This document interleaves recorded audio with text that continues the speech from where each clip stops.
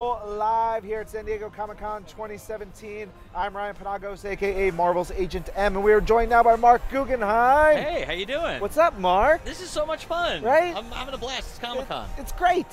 So Marc, writer of X-Men Gold, and we had an X-Men Resurrection with the X. Yes, we did. We have to. It's like you pronounce it. I think Resurrection. Resurrection. You gotta like roll the R there a little bit, or the X. Yeah. So tell us, but we'll get into X-Men Gold. But tell us, what was the panel like? I imagine fans are excited about Resurrection and all the X stuff. You know, happening. people are really digging it. That's the most exciting thing about the Resurrection relaunch is people are going like, you know, my favorite like comments are the people who are like, you know, I was a longtime X-Men fan. I kind of, you know, fell away from it, and Resurrections brought me back. And it's like these are the books that they feel new, but at the same time they remind me of the books that I grew up with that are near and dear to my heart. Totally, yeah. I mean, just having blue and gold, it's like everybody's into that. It's so cool, and we're doing like stuff in blue and gold, like that really does harken back to that era. Like I've got in issues 10 and 11 of X-Men Gold, I've got Omega Red coming back. Lan Medina drawing the hell out of him, and this is, by the way, this is the original Omega Red. This is not, you know, some knockoff or spin-off. This is the original Omega Red. Art T-Bear yeah, design. actually, like Jay Leichten, who's the inker, he is bringing like some serious like Scott Williams, Art T-Bear style ink into it, and awesome. It's fantastic. It looks gorgeous. It looks really gorgeous. And what's also fun about it is it's set in Russia. Cool. So, and Ilyana Rasputin, of course, has to guest star, and he draws magic like you wouldn't believe. Yeah. It's fantastic. It's fantastic. Great. Yeah. That's really cool. So what is it like? All right, so Resurrection, we have a bunch of new X titles, sort of refreshing the X-Men and putting them in new places. What is that like from your perspective? Like, okay, we have all these titles to play with and want to make sure that they feel coherent, right? Well, that's always the biggest challenge with the X-Men because there's so many characters. Yeah. But what is really cool is all the writers, like, we all keep in touch with each other. You know, everyone, like Cena Grace, who writes X-Men, he's local, like we live in the same town, so we, you know, catch up for dinner every now and again. And like Cullen and I right now are writing the X-Men Legacy event. It's Mojo Worldwide, and I just got the vapors. It's crazy. It's 6 issues between the 2 books. It is a total blast because it's not just Mojo, it's using Mojo to revisit all the greatest hits of the X-Men's history. So like, if there's an X-Men event that you love, chances are it's in this book. It's amazing. Executioner song? How dare you? You know, not Executioner song. You got me on that one. I'm sorry, man. That's okay. We're not finished writing yet. Maybe I can stick it in somehow. If you can stick it in, just get like, you know, Cable and Strife and some punching and stuff. Like, it would be okay. We will try. We will try. I'll see a little bit of my heart in that. See what we can do that. But that sounds awesome. Yeah, it's so much fun. Just when you say Mojo, that brings up like so many possibilities and so many cool things. And well, what's really cool is at the end, I can spoil this because we just spoiled it at the panel. Yeah, spoilers. At the end, Mojo is going to wind up trapped in our world. Oh. And it's kind of a blast the way that happens. So it's pretty cool. So Mojo's coming back in a really big way. That's awesome. Major Domo, Minor Domo? Major Domo's there. Yeah. Actually, I just wrote this scene with him and Major Domo about the number of deaths that the X-Men have experienced where people still come back to life. And that was a lot of fun. That was a blast to do. Oh, that's so awesome. I'm excited for that. So tell us, who's on the squad currently on your X-Men Gold team? Because it's a cool team. It's a great team. It harkens back to those days of, you know, Chris Claremont, and, you know, a lot of the members of the team are members from the Giant Size X-Men #1 days. So we've got Kitty Pryde, who's now the leader. She's no longer the newbie. Like, I've always loved her. My introduction into the X-Men as a reader was through the Welcome to the X-Men Kitty Pryde, Hope You Survive the Experience issue. So, huge Kitty fan.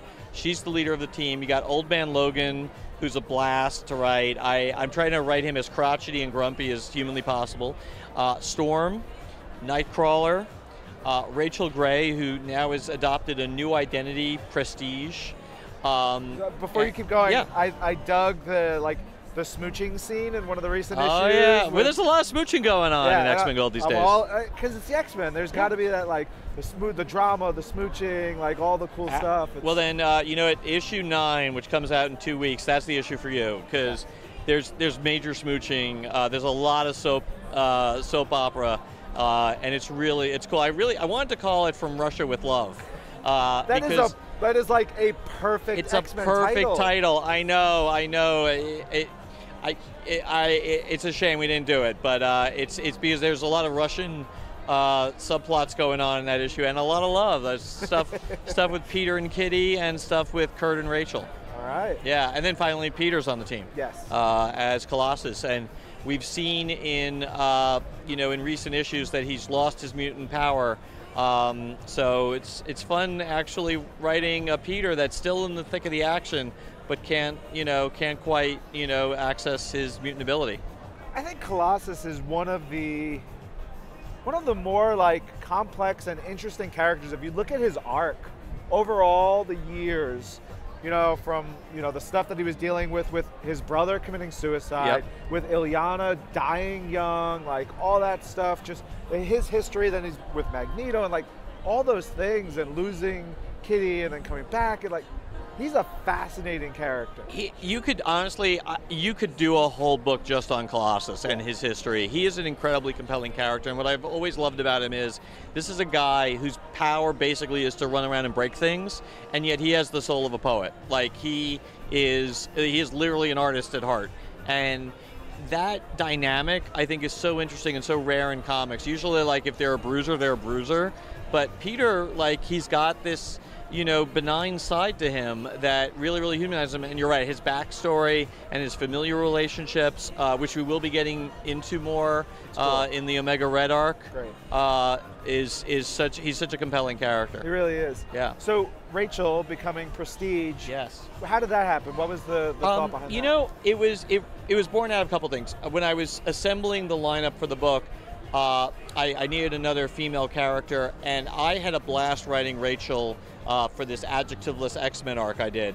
And at the same time, I always felt like Rachel's character has been a little bit defined by her past or her future, and her parentage.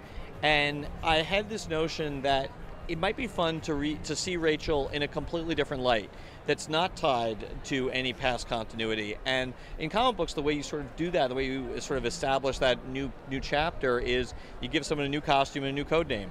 So that's what we did. And Prestige was this name that I sort of had in the back of my head, and I thought, oh, this really works well for this character because it's not Marvel Girl, it's not Phoenix, it doesn't speak to any of the legacy issues. So that's kind of cool. It's a cool costume too. She looks cool. I think she has an awesome costume. Yeah. It's funny though, I was just pulling together some art reference for the legacy issues, and I came across her, I guess it was like around Extreme X-Men, early 90s or mid 90s X-Men look. That was a cool costume. I want to figure out a way to bring that back. It was a lot going on. It was very 90s, very busy. Yeah. But man, it was fierce. I liked it. That's awesome.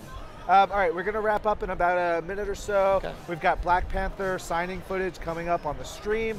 But you're a super busy man. There's a bunch of TV shows, including you're working on Troll Hunters, which is awesome. Thank you. And our partners at Netflix. So congratulations on all the success. Oh, thanks so much, I'm man. very glad to have you back doing monthly book with us, or even more than monthly, right? More than monthly, bi-monthly, man. I mean, it's bi-weekly. It's crazy, but I'm having such a blast. It's the most fun I've ever had in comics, and that's saying something. That's awesome.